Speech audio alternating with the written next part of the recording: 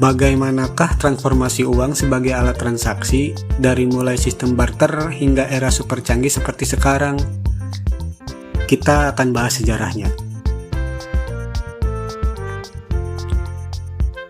Tahap pertama dalam sejarah uang adalah prabarter, di mana manusia tidak memiliki konsep tentang pertukaran barang. Jadi, pada masa ini manusia memenuhi kebutuhannya sendiri tanpa bergantung pada orang lain. Mereka berburu dan mengumpulkan bahan pangan sendiri atau memanfaatkan sumber daya alam yang tersedia di sekitar mereka.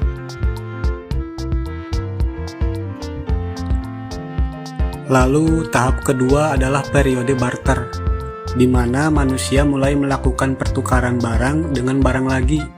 Di tahap barter, manusia saling tukar-menukar barang sesuai kesepakatan untuk memenuhi kebutuhan hidup.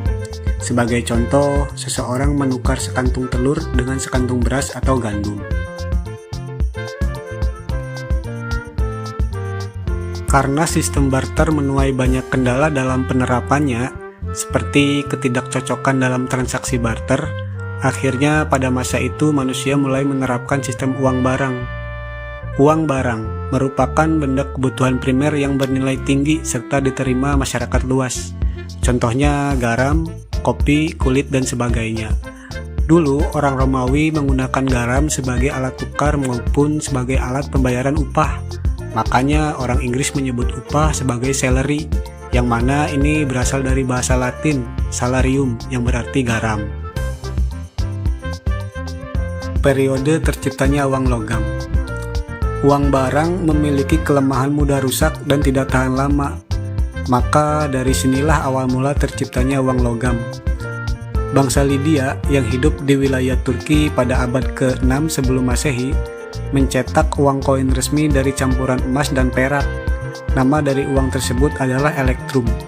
Akan tetapi, bangsa Yunani lah yang menjadi cikal bakal pembuatan uang koin yang dikenal hingga saat ini karena mereka membuatnya dengan bentuk menarik.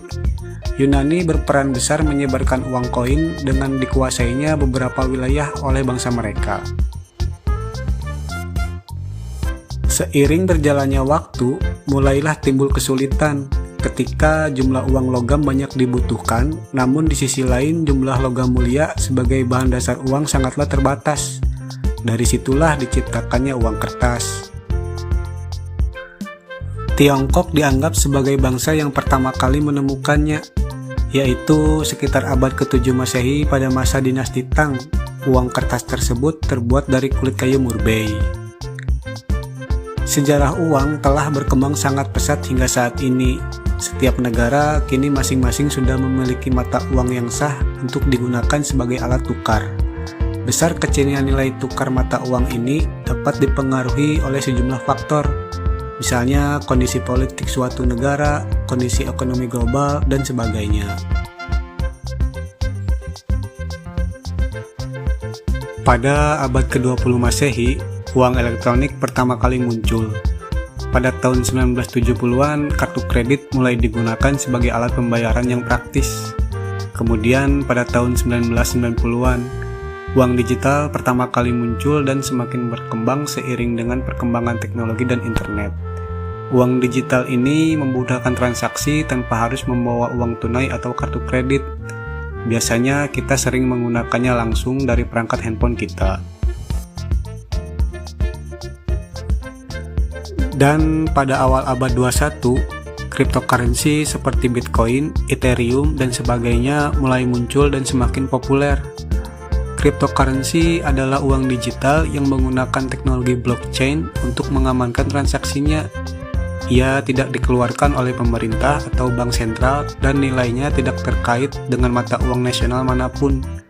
Cryptocurrency juga dapat digunakan sebagai alat investasi dan perdagangan di pasar keuangan.